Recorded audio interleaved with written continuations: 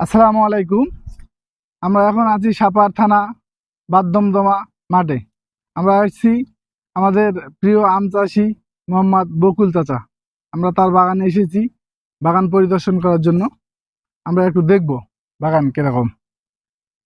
আমরা এটা রূপালী আমের মুকুল দেখেন, মোটামুটি সুন্দর, অনেক মুকুল মাশাআল্লাহ। এদিকে একটু দেখাই, আমের গুটি হয়ে গেছে,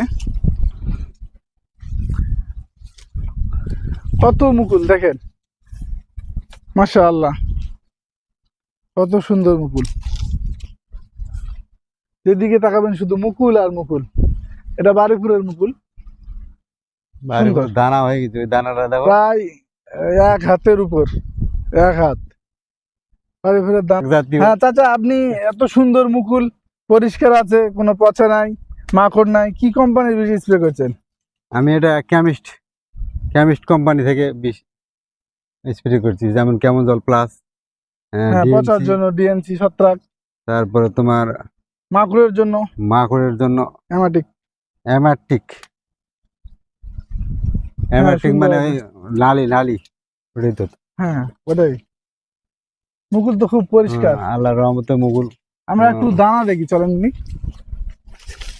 কেমিস্টের বিষ আল্লাহর রহমতে মোটামুটি ভালোই, যার কারণে আমার মুকুলের পরিস্থিতিও ভালো। হ্যাঁ, অন্যান্য বাগানে দেখতেছি মুকুল কালো, আমার বাগানে কিন্তু মুকুল কালো নাই। আমি দানা থেকে এই পর্যন্ত কেমিস্টের বিষ প্রয়োগ করি। দানা তো আপনার পরিষ্কার চাচা, জি দানার মধ্যে ইনশাল্লাহ ভালোই আছে, স্পট নাই। ইনশাল্লাহ ভালোই আছে। মাশাআল্লাহ, সুন্দর মুকুল, কত সুন্দর দানা, এটা পরিষ্কার, কোনো মাকড়ের স্পট নাই। দেখেন চাচা, মাকড় আছে নাকি? নাই, মাকড় নাই, মাকড় নাই। সুন্দর। চাচার আম ভালো হয়, গত বছরে চাচা অনেক টাকা পেয়েছিল। চাচার আম সবসময় পরিষ্কার, আদর্শ কৃষক, খুব যত্ন নেয় আমের, তাই আম সবসময় পরিষ্কার। বাজারে নিয়ে গেলে আপনার অন্যদের তুলনায় সবসময় 400-500 টাকা মন থেকে বেশি।